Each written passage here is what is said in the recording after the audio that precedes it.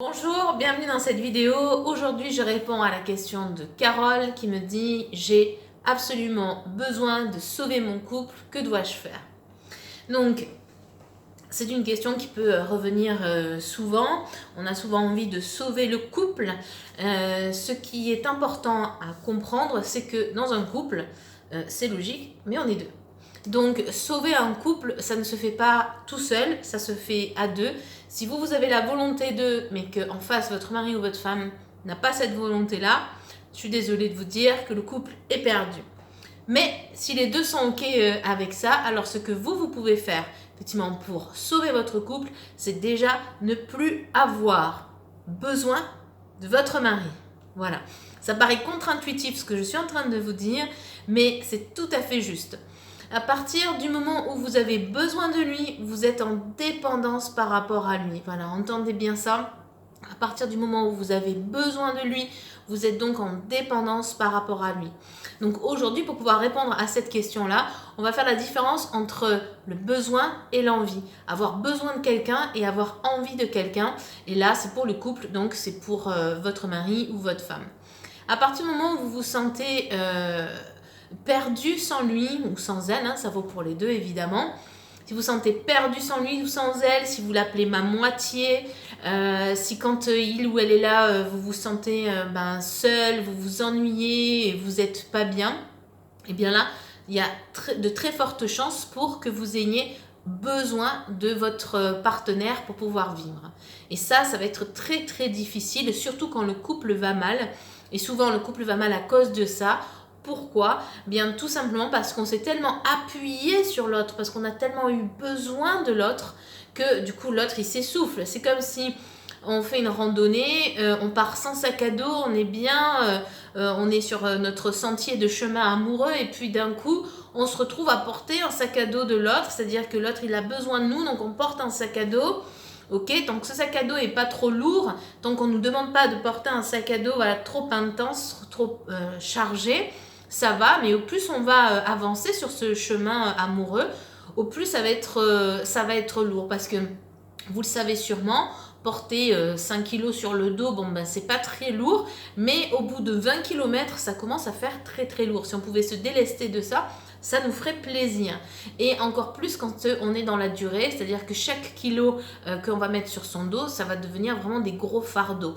Donc souvent quand le couple bat de l'aile, alors pas toujours, mais ça peut être une des raisons, c'est qu'un des deux a eu besoin de l'autre et du coup s'est accroché à lui. Alors au départ, dans ce besoin, l'autre peut se sentir valorisé et se dire ouais c'est chouette, je suis utile pour lui ou pour elle, j'ai une importance pour elle ou pour lui. Le problème c'est que très vite cette personne-là va déchanter parce que ce sac à dos va devenir beaucoup trop lourd à porter puisque ça va être permanent. En permanence, la personne qui a besoin du conjoint va avoir besoin de réassurance, va avoir besoin de témoignages, etc. D'ailleurs, je vous invite à aller voir ma vidéo sur la dépendance affective. Ça peut peut-être être intéressant pour vous si vous vous sentez concerné. Et donc, voilà, la différence avec l'envie d'être avec quelqu'un, ce n'est pas un besoin. C'est-à-dire qu'il est là, c'est très bien. Il n'est pas là, c'est très bien aussi. Alors vous allez me dire, oui, mais peut-être parce qu'il n'y a pas d'amour dans ce cas-là. Eh bien, détrompez-vous. Je pense que si vous pensez cela, il serait intéressant d'aller voir ma vidéo sur la dépendance affective. En fait, quand on a envie d'être avec quelqu'un, c'est beaucoup plus serein. C'est-à-dire que là, on n'est pas en train de lui filer un sac à dos lourd à porter. On a vraiment notre propre sac à dos, parce que chacun ses casseroles, tout le monde a ses propres casseroles. Mais c'est que nous-mêmes, on a suffisamment de rassurance envers soi-même qu'on n'a pas besoin de la réassurance de l'autre. L'autre est juste une option positive dans notre vie. Alors ça paraît peut-être dur ce que je suis en train de dire, mais en fait c'est très doux. Quand je dis une option positive, ça veut simplement dire que si un jour il s'en va, ça sera peut-être triste pour vous, mais vous ne serez pas dévasté. Si vous êtes dévasté après une rupture amoureuse, c'est que vous avez été en dépendance par rapport à cette personne, c'est qu'elle a été un besoin dans votre vie et pas simplement une envie. Souvent, je fais ce comparatif avec le salaire. Voilà, si vous êtes salarié, tous les mois, votre patron va vous donner, je ne sais pas, on prend au hasard, disons 1200 euros. Vous savez qu'avec ces 1200 €, vous allez pouvoir payer votre loyer, vous allez pouvoir payer l'électricité, l'eau, la nourriture, votre essence, etc. Tous vos besoins basiques. Si votre patron décide de rajouter à votre salaire une prime, eh bien cette prime va vous faire plaisir, on est d'accord, vous allez pouvoir vous acheter plus de choses, vous allez avoir un niveau de vie qui va augmenter.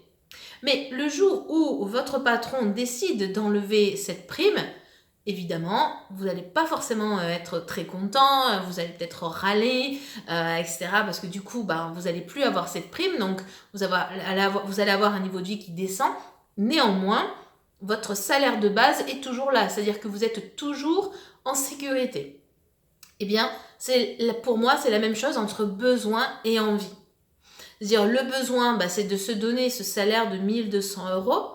Et ça, c'est nous-mêmes qui nous l'apportons, là, dans la métaphore. C'est-à-dire que nous-mêmes, on doit s'apporter cette sécurité-là de s'aimer suffisamment, d'avoir suffisamment confiance en soi, etc. à l'intérieur de nous. Et l'autre devient ce que j'ai appelé tout à l'heure l'option positive. C'est-à-dire, il devient en fait votre bonus, votre prime. Avec, vous êtes super content.